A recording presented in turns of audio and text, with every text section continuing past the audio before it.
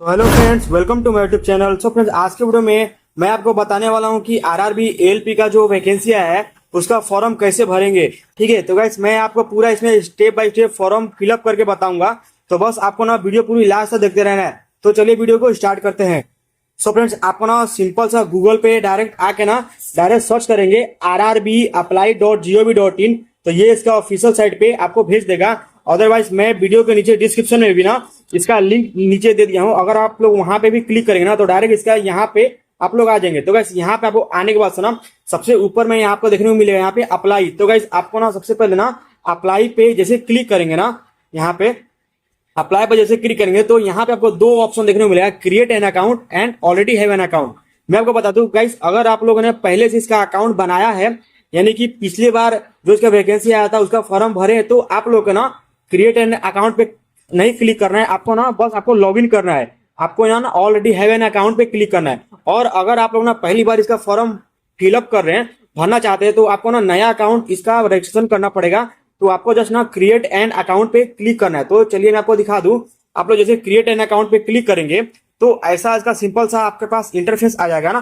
तो आपको सबसे पहले ना यहाँ पे बोलेगा कंट्री ऑफ नेशनलिटी। तो गाइस आपको ना किस कंट्री से है आपको यहाँ पे सिलेक्ट करना है। लाइक यहाँ पे ना यहाँ पे इंडिया, नेपाल, भूटान, किस कंट्री से है आप लोग यहाँ पे चूज करना। आप लोग इंडिया से तो इंडिया सिलेक्ट करना, नेपाल से तो नेपाल सिलेक्ट करना, भूटान से तो भूटान से सिलेक्ट करना। सपोज मान लीजिए कि आप यहाँ पे इंडिया है तो आपको इंडिया पे यहाँ पे सिलेक्ट करना है। इंडिया पे सिलेक्ट करने के बाद से ना जस्ट यहाँ पे नीचे आपका फुल नेम जो होगा, आधार कार्ड पे जो आपका हु बहू जो नाम रहेगा ना वही आपको यहाँ पे डालना है। और फिर आपका सेम यही नाम को ना यहाँ पे एज इट इज डाल देना है।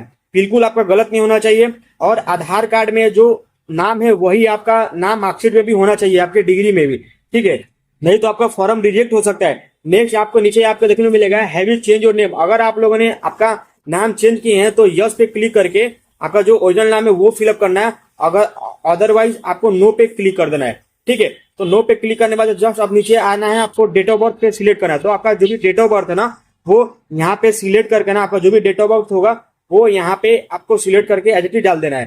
ठीक है, सेम एज इट इज आपको ना इसमें भी आपको ना वेरीफाई करके अपना आधार कार्ड का जो डेट ऑफ बर्थ है वो आपको इसमें डाल देना है। आधार कार्ड डालने के बाद फिर आपको ना इसमें अपना जेंडर डालना है। आप लोग मेल है चाहे फीमेल है चाहे ट्रांसजेंडर है तो वो आपको इसमें डाल देना है। सेम आपको ना यहाँ पे भी आपको एज इट इज ये वाला ना फिलअप कर देना है इसमें। ठीक है, एज इट इज आपको उसमें डालना है। नेक्स्ट में आपको यहाँ पे बोलेगा अपना फादर नेम। तो गाइस आपका फादर का नाम जो भी है ना एज इट इज वो यहाँ पे डालना है। और सेम इसको ना सेम ऐसे ही इसमें भी डालना है। ठीक है, फिर आपको इसमें बोलेगा अपना मदर नाम डालने के लिए, यानी कि माता जी का नाम। तो आपका माता जी का जो नाम रहेगा ना एज इट इज यहाँ पे डालना है और उसी को आपको ना यहाँ पे डालना होगा। फिर आपका जो ईमेल आईडी यहाँ पे होगा ना वो ईमेल आईडी यहाँ पे डालना है। और फिर आपको ना ईमेल आईडी पे आपको ना यहाँ पे जनरेट ओटीपी पे क्लिक करेंगे ना आपके ईमेल आईडी पे 6 अंक का ना ओटीपी जाएगा, वो यहाँ पे डालना है। ठीक है, फिर आपको ना यहाँ पे आपको दिखा दूं, आपको यहाँ पे फिर आपका इसमें मोबाइल नंबर डालना है। ईमेल आईडी वेरीफाई होने के बाद आपका मोबाइल नंबर डायरेक्ट जाके डाल के फिर आपको मोबाइल नंबर पे ओटीपी मंगा लेना है। ये आपका ईमेल आईडी और मोबाइल वेरीफाई हो जाएगा। आपको ध्यान देना है, आपको मोबाइल नंबर वही डालना है जो आपके आधार कार्ड में लिंक हो। ठीक है, इससे आपको आगे चल के दिक्कत ना हो। नेक्स्ट में आपका जो भी आधार नंबर रहेगा ना वो आधार का नंबर यहाँ पे डालना है। और फिर आपको ना ओटीपी वेरिफिकेशन करके ना आपके आधार कार्ड में जो मोबाइल नंबर है ना उसको वेरीफाई कर लेना है। और यहाँ पे वेरीफाई पे जैसे क्लिक करेंगे ना तो आपका वेरीफाई हो जाएगा। ये आपका आईडी रजिस्ट्रेशन करते समय ना ये कुछ बातें हैं जो बहुत ध्यान देना है, आगे चल के आपको बहुत दिक्कत होगा। वहां पे डालने के बाद आपको ना यहाँ पे जो डब्बा है इस पे क्लिक करके आपको फिर नीचे एक ऑप्शन आएगा पासवर्ड का। तो गाइस आपको ना इसमें पासवर्ड डालना है। लाइक अपना मान लीजिए कि आपका नाम है अंकित नाम है तो आपका कैपिटल ए बड़ा होना चाहिए, फिर ANKIT, फिर @ फिर कोई नंबर होना चाहिए। ऐसे करके ना आपका कुछ दिन आपको पासवर्ड बना लेना है। और सेम यही पासवर्ड को ना आपको एज इट इज यहाँ पे कंफर्म पासवर्ड पे क्लिक करके आई एम रोबोट पे जैसे क्लिक करना उसके बाद से आपको प्रीवी एंड क्रिएट अकाउंट पे आपको क्लिक करना है। तो गाइस ऐसे करके ना आप लोग पहले अपना रजिस्ट्रेशन कर सकते हैं। ठीक है, और गाइस ये रजिस्ट्रेशन करने की बात होगी। अब बात करते हैं लॉगिन कैसे करना है। अगर किसी का पहले से अकाउंट है ना तो गाइस उसको रजिस्ट्रेशन नहीं करना है, आपको डायरेक्ट लॉगिन करना है। तो आपको ना आपको वापिस बैक आके ना अप्लाई पे जैसे क्लिक करेंगे ना, यहाँ पे अप्लाई पे क्लिक करेंगे तो ऑलरेडी हैव एन अकाउंट पे आपको क्लिक करना है। तो ऑलरेडी हैव एन अकाउंट पे क्लिक करने के बाद आपको ना 2 ऑप्शन आएगा यहाँ पे ना। यहाँ पे एक ऑप्शन आएगा लॉग इन विथ आधार, आप लोग आधार से लॉग इन करेंगे। एक है log in with RRB account. तो गाइस मान लीजिए किसी के पास आरआरबी अकाउंट भूल गए होंगे तो आपको ना सिंपल सा है, आपको ना आधार से आपको इसको लॉगिन करना है। तो आपको आधार पे जैसे क्लिक करेंगे ना, आधार पे क्लिक करने बस ना आपको ना इसमें आधार कार्ड का जो नंबर है वो यहाँ पे डालना है और जनरेट ओटीपी पे क्लिक करके आपको ओटीपी यहाँ पे मंगा लेना है। ओटीपी मंगाने के बाद जस्ट आपको आई एम नॉट रॉबर्ट पे क्लिक करके आपको लॉगिन हो जाना है। ठीक है, तो चलिए हम इसे फटाफट डिटेल को फिलअप कर देते हैं। सो फ्रेंड, लॉगिन होने के बाद ना आपको ऐसा इंटरफेस आपको देखने को मिल जाएगा। आपका ऊपर पे जो भी है वो आपका इसमें फोटो आ जाएगा, आप लोग पहले से इसका अकाउंट क्रिएट किए रहेंगे तो। ठीक है, फिर आपको यहाँ पे नीचे आने के बाद ना जस्ट आपको नीचे देखने को मिलेगा ऑनलाइन एप्लीकेशन। तो गाइस आपको ना इस पे क्लिक करना है। ऑनलाइन एप्लीकेशन में जैसे क्लिक करेंगे तो गाइस इसका जो भी वैकेंसी आया रहेगा ना वो आपको यहाँ पे देखने को मिलेगा। लाइक आपको देखने को मिलेगा यहाँ पे centralised improvement notice general requirement of assistant loco pilot का आपको इसमें वैकेंसी है। तो आपको ना किस जोन से फॉर्म भरना है गाइस, जोन से रिलेटेड मैंने पिछले वीडियो में बता दिया आपको कौन सा जोन चूज करना है। तो लाइक मैं यहाँ पे ना मुंबई यहाँ पे रेफर करता हूँ। आपको जिस जोन से अच्छा लगे आपको वहां पे भर लेना। आपको फिर आपको नेक्स्ट पे आई एम नोट करंटली डेवॉट पे क्लिक करके जस्ट आपको नेक्स्ट पे क्लिक कर देना है। नेक्स्ट पे जैसे क्लिक करेंगे तो गाइस आप लोग ना पहले जो अकाउंट में भरे होंगे ना वो एज इट इज यहाँ पे ऑटोमेटिक फैच कर लेगा। अदरवाइज अगर आप लोग पहली बार फॉर्म भर रहे ना तो आपको मैं बता दूं बहुत सिंपल है। आपको एकदम सिंपल सा आपका इसमें जो मैंने बताया कि आपको स्टार्टिंग में नेशनलिटी यहाँ पे चूज करना है वो आएगा। डेट ऑफ बर्थ आपका यहाँ पे फिलअप कर देना। आपका जो एज है वो यहाँ पे काउंट हो जाएगा। आपका जो नाम है वो आ जाएगा। फादर नेम यहाँ पे आ जाएगा, मदर नेम यहाँ पे आ जाएगा, मेल चाहे किसी भी जेंडर तो वो यहाँ पे आ जाएगा। ईमेल एड्रेस मोबाइल नंबर वो यहाँ पे आ जाएगा। एज आपको यहाँ पे सिलेक्ट कर देना है और जिसपे जो स्टार है ना बस आपको ना वही फिलअप करना है। तो लाइक यहाँ पे आपको मैरिटल स्टेटस है, अगर आप लोग शादीशुदा है तो आपको ना इसमें आपका इसमें जो चूज करना है कि अगर आप लोग शादीशुदा है तो आपको मैरिड और अनमैरिड सिलेक्ट करना है। ठीक है, रिलीजन किस कास्ट से आते हैं, हिंदू मुस्लिम, तो वो आपको यहाँ से सिलेक्ट करना है। आपका मातृभाषा क्या है तो वो यहाँ पे आपको सिलेक्ट करना है। यहाँ पे हिंदी, बंगाली, गुजराती जो भी है वो आपको यहाँ पे सिलेक्ट करना है। फिर आपके बॉडी में कोई ऐसा निशान हो जो कटा का हो, जला का हो, वो निशान बताएंगे। नहीं है तो आप यहाँ पर लिख सकते हैं नो मार्क ऑफ, लिख सकते हैं। दो निशान पूछा गया तो एक है तो एक लिख दीजिए, दूसरा में नहीं है तो नो मार्क ऑफ लिख दीजिए। बाकी पूछा गया आपसे कि आप किस कैटेगरी से बिलोंग करते हैं, जैसे जनरल, एससी, एसटी, ओबीसी, तो आप जो भी कैटेगरी से बिलोंग करते हैं ना आप यहाँ पर कैटेगरी को चुनेंगे। फिर यहाँ पर बोला गया है कि अगर कोई कैंडिडेट एससी एसटी से बिलोंग करता है तो उनको सेंट्रल लेवल वाला जो है ना होगा, कोई ओबीसी से बिलोंग करता है तो इनको एनसीएल देना होगा जो कि सेंट्रल लेवल वाला ही देना होगा, ये ध्यान रखना है। तो यहाँ पर I understand and I agree के विकल्प पर क्लिक करें। फिर आपसे पूछता है कि आप जो है नॉन क्रीमी लेयर से बिलोंग करते हैं तो आप यहाँ पर रेस्ट करेंगे। नॉन क्रीमी लेयर से वो लोग बिलोंग करेगा जिनकी पारिवारिक इनकम जो है 8 लाख रुपए से कम होगा। 8 लाख रुपए से अधिक है तो आप क्रीमी लेयर के तहत आएंगे, ये ध्यान रखेंगे। फिर यहाँ से ये एग्री करें। जो भी आपका कास्ट है ना, कास्ट का नाम लिखे, कास्ट सर्टिफिकेट नंबर जो है यहाँ पर डाले। फिर पूछता है कि कास्ट सर्टिफिकेट जो है किस अथॉरिटी के द्वारा जो है इशू किया गया है, वो आपको यहाँ पर बताना है। फिर यहाँ पर बताएंगे कि जो कास्ट सर्टिफिकेट आपका इशू किया गया है ना, या जैसे मैंने एनसीएल चुना तो एनसीएल जो इशू किया गया है ना, आपको किस राज्य गवर्नमेंट द्वारा बनाया गया है। साथ में यहाँ पर आपको बताना है कि किस स्टेट को सर्टिफिकेट इशू किया गया है और अपना कास्ट का नाम बताएंगे। इसी अकॉर्डिंग कोई जो है अगर एससी एसटी वाले हैं तो जब इसको आप सेलेक्ट करेंगे तो आपको अपना कास्ट का नाम बताना है, कास्ट सर्टिफिकेट नंबर बताना है और सर्टिफिकेट किस अथॉरिटी के द्वारा बना है, इशू डेट बताना है। और आपको जो है रेलवे का ट्रेवल पास भी मिलता है वो चाहिए तो आप यहाँ पर रेस करेंगे। तो इस अकॉर्डिंग जो है आपको जानकारी को भरना है। बाकी पोस्टल एड्रेस में जो भी आपका प्रेजेंट एड्रेस होंगे जहाँ भी आप रह रहे हैं, जैसे स्टेट, डिस्ट्रिक्ट, इसके अलावा जो प्रॉपर एड्रेस है वो बताएंगे। आपका जो भी नियरेस्ट स्टेशन है या सिटी है वो आपको बताना है और अपना पिन कोड देना है। अगर आपका प्रेजेंट एड्रेस परमानेंट एड्रेस समान है ना तो इस चेक बॉक्स पे टिक करेंगे, दोनों फिल होगा। अलग अलग है तो अलग अलग जानकारी को फिल करना है। फिर यहाँ से सेव वाले विकल्प पर क्लिक करना है और नेक्स्ट वाले विकल्प पर क्लिक करना है। इस प्रकार पर्सनल डिटेल सेव होता है। अब अगर अगले स्टेप में आते हैं जहाँ पर आपको कुछ जानकारी बताना है, जैसे अगर आप एक्स सर्विसमैन है तो यहाँ पर एस करें, नहीं तो नहीं वाले विकल्प पर क्लिक करें। अगर आप ईबीसी से बिलोंग करते हैं, ईबीसी सर्टिफिकेट धारक है तो एस करें, नहीं तो नो वाले विकल्प पर क्लिक करें। अगर आप रेलवे में एम्प्लॉय है तो आप एस करें, नहीं तो नहीं वाले विकल्प पर क्लिक करें। फिर यहाँ पर पूछ रहा है कि अभी आप करंट में जो है किसी भी डिपार्टमेंट में या ऑर्गेनाइजेशन में काम कर रहे हैं, वो सेंट्रल गवर्नमेंट का डिपार्टमेंट है या स्टेट गवर्नमेंट का या पब्लिक सेक्टर है, तो आप बता सकते हैं, नहीं तो नॉट अप्लीकेबल वाले विकल्प को चुनना है। फिर यहाँ पर पूछ रहा है कि अगर आपने जो है एक्ट अप्रेंटिसशिप कर रखा है तो आप यस करें, नहीं तो नहीं वाले विकल्प पर क्लिक करें।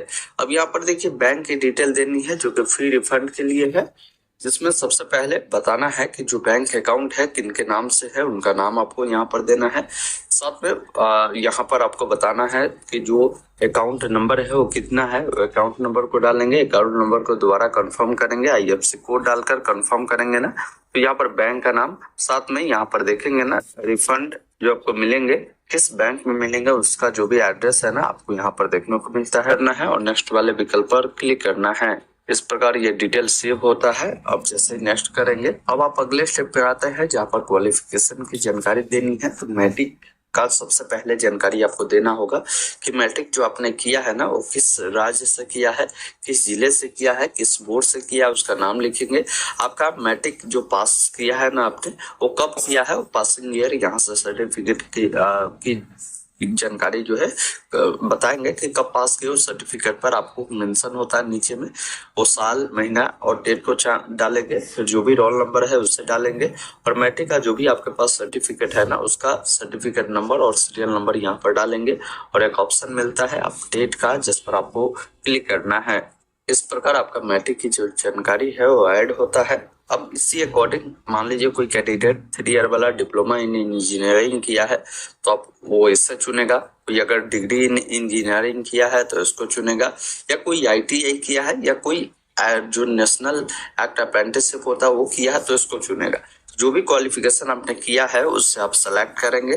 फिर बताएंगे जैसे मैंने आईटीआई कर रखा है तो आईटीआई आपने जो कर रखा है वो किस ट्रेड में कर रखा है और ट्रेड को आप यहाँ से चुनेंगे, वो किस राज्य से आपने किया है, साथ में आपने किस डिस्ट्रिक्ट से उससे किया है, साथ में इंस्टीट्यूट का नाम बताया जहाँ से आपने किया है। उसके अलावा जो पास किया है आपने वो कब उससे पास आउट किया है, वो पासिंग डेट, मंथ, ईयर को डालेंगे। सर्टिफिकेट एनसीवीटी या एससीवीटी द्वारा इशू किया गया है वो बताएं। सर्टिफिकेट टाइप में आपको बताना है कि सर्टिफिकेट जो है एनटीसी के द्वारा जारी किया गया है या एसटीसी के द्वारा जारी किया गया, उसको सिलेक्ट करना है और यहाँ से एक ऑप्शन मिलता है ऐड का, जिस पर आपको क्लिक करना है। इस प्रकार आपका आईटीआई का जानकारी ऐड होगा। और भी क्वालिफिकेशन है इनमें से कोई तो आप उसको ऐड कर सकते हैं। मिलता है नेक्स्ट का, जिस पर आपको क्लिक करना है। अब आप आते हैं अगले स्टेप में जहां पर फोटोग्राफ को अपलोड करना है। तो फोटोग्राफ को लेकर इन्होंने बताया कि फोटोग्राफ आपका जो होगा वो हाल का होना चाहिए, कलरफुल फोटोग्राफ होना चाहिए। पीछे का बैकग्राउंड जो होगा ये व्हाइट बैकग्राउंड होगा, 2 महीने से ज्यादा पुरानी आपकी फोटो नहीं होगी, ये ध्यान रखेंगे। इसके अलावा जो भी आपका साइज होगा ना ये 100 KB से लेकर 150 KB तक होगा। बाकी नीचे जब आप आएंगे तो बताया गया कि फोटो जब भी क्लिक करा तो बिना चश्मा, बिना टोपी को ही आपको फोटो क्लिक करवाना है, ये विशेष रूप से आपको ध्यान रखना है। बाकी नीचे जब आप आएंगे ना तो आपको सिग्नेचर को लेकर बताया गया कि सिग्नेचर जो होगा ये व्हाइट पेपर पर ब्लैक इंक पेन या ब्लू इंक पेन से आपको करना है और इसका भी जो साइज रहेगा ना ये 30 KB से लेकर 49 KB के बीच में आपका रहने वाले हैं। तो ये सारी चीजें ऑलरेडी इन्होंने बता रखा है। अब चलिए मैं फोटो और सिग्नेचर को यहाँ पर अपलोड करता हूँ। फोटो में थोड़ा सा दिक्कत होगा, अगर आपको साइज बनाना है तो फोटो का जो विड्थ रखेंगे ना ये 240 रखेंगे और हाइट 320 आप रखेंगे। देखिए फोटो सिग्नेचर में बहुत सारे कैंडिडेट परेशान होते हैं। सबसे पहला चीज है कि फोटो का बैकग्राउंड व्हाइट रखना है। तो उसके लिए गूगल में आप लिखेंगे रिमूव बीजी, ये वेबसाइट दिखेगा, इससे आपको ओपन करना है। जहां भी आपका फोटो हो ना फोटो को पहले सेलेक्ट करें। जैसे देखिए मेरा बैकग्राउंड ये कोई और है, मैंने सेलेक्ट किया, ये बैकग्राउंड हट गया। अब बैकग्राउंड पे जाकर कलर पे जाकर इसको व्हाइट कर लेंगे और यहाँ पर जाकर इसको डाउनलोड कर लेंगे। ये पहला काम मेरा हो गया। तो उसके बाद इसका साइज बनाने के लिए गूगल में लिखेंगे IMResize। आपके सामने imresizer.com का वेबसाइट आएगा। यहाँ पर जो फोटो अभी आपने डाउनलोड किया है ना व्हाइट में, आप उसको डालेंगे। अब देखिए यहाँ पर पूछ रहा है कि इसका विड्थ कितना रखना है और हाइट कितना रखना है। तो नोटिफिकेशन में आपको बताया गया कि विड्थ 240, हाइट 320, ये पिक्सल में रहेगा, JPG फॉर्मेट में आपका ये रहेगा। उसके बाद आपको कुछ करना नहीं है। यहाँ पर देखिए डाउनलोड का ऑप्शन बना है, आप इस पर क्लिक करें। क्लिक करने के बाद यहाँ पर जो ऑप्शन दिए गए हैं ना डाउनलोड का, आप इस पर क्लिक करेंगे तो ये डाउनलोड हो गया। लेकिन डाउनलोड तो हुआ, लेकिन इसका साइज जो है ना 12 KB में ही है, तो अब आपको साइज बढ़ाना होगा। इसके लिए गूगल में लिखेंगे इमेज इंक्रीज साइज, आपके सामने ये वेबसाइट मिलेगा। आप इसे ओपन करेंगे, जो फोटो अभी आपने बनाया है ना उस फोटो को यहाँ पर आपको जो है डालना है। डालने के बाद इसका साइज कितना KB में रखना चाहते हैं, तो जैसा कि नोटिफिकेशन में इन्होंने बताया कि 100 KB से लेकर 150 KB के बीच होगा, तो मैं यहाँ से क्या करता हूँ 120 KB इसको रखता हूँ और इंक्रीज साइज पर क्लिक करेंगे। जैसे इस पर आप क्लिक करेंगे ना तो आपके सामने ये फोटो का जो साइज है वो इंक्रीज होना शुरू होगा। आप सिंपली डाउनलोड वाले विकल्प पर क्लिक करेंगे तो ये फोटो आपका डाउनलोड हो गया। अब पहला काम क्या करें कि इस फोटो का जो नाम है ना उसको चेंज कर ले। जैसे जो भी कैंडिडेट का नाम है मैं यहाँ पर लिख देता हूं। अब इस फोटो को यहाँ पर मैं सेलेक्ट करता हूं तो देखिए फोटो आ गया। अब सही वाले विकल्प पर क्लिक करेंगे ना तो देखेंगे आपका फोटो इस प्रकार, आपका जो फोटो है वो सक्सेसफुली अपलोड हो जाएगा। फिर आपको सिग्नेचर व्हाइट पेपर पर जो साइज बताया गया है ना इससे अकॉर्डिंग आपको बनाकर इसको अपलोड करना है। फिर से वाले विकल्प पर क्लिक करना है। इस प्रकार फोटो सिग्नेचर जैसे ही आपका अपलोड हो जाता है फिर नेक्स्ट वाले विकल्प पर जैसे ही क्लिक करेंगे फिर आप अगले स्टेप में आते हैं, जहां पर आपने जो भी RRB चुना होगा ना उस RRB में यहाँ पर जो भर्ती है, क्योंकि एक ही पोस्ट है असिस्टेंट लोको पायलट, आपको उसको सिलेक्ट करना है। सिलेक्ट करने के बाद आपको नीचे आना है। फिर यहाँ पर पूछता है कि सेकंड जो एग्जाम होगा CBT 2 जो आपके ट्रेड होते हैं, तो ट्रेड को आपको चुनना है। फिर यहाँ पर डिक्लेयर करना है, आपको बैलेंस लिखना है कि फॉर्म कहाँ से अप्लाई कर रहे हैं। फिर नीचे में एक ऑप्शन मिलता है प्रीव्यू एप्लीकेशन का, जिस पर क्लिक करना है। आपने जितने भी जानकारी भरा था उन सबका एक बार प्रीव्यू जरूर देखें। कहीं भी कोई दिक्कत है ना तो नीचे में ऑप्शन अभी भी है एडिट का, आप एडिट कर सकते हैं। जानकारी सही है तो चेक बॉक्स पर टिक कर आपको सबमिट वाले विकल्प पर क्लिक करना है। फिर आपको पेमेंट करना है तो यहाँ से पहले सबमिट वाले विकल्प पर क्लिक करें। पेमेंट करने के लिए देखिए एक ऑप्शन मिलता है पे विथ SBI e-पे, जिस पर क्लिक करना है। चेकबॉक्स पर टिक कर प्रोसीड वाले विकल्प पर आपको क्लिक करना है। पेमेंट आप debit card, credit card, UPI जैसे भी करना चाहे उस माध्यम को चुने। जैसे मैंने UPI चुना, QR कोड से चाहता हूँ तो UPI QR कोड को चुनकर पे नाउ वाले विकल्प पर क्लिक करेंगे। वही अगर आपको डेबिट कार्ड, क्रेडिट कार्ड से करना तो उसे चुनकर अपना कार्ड की जानकारी डालकर यहाँ से पे नाउ पे क्लिक करेंगे। आपको पेमेंट करना है। फिर इसका जो भी प्रिंट आउट है ना उसको निकालकर अपने पास सुरक्षित रख लेना है।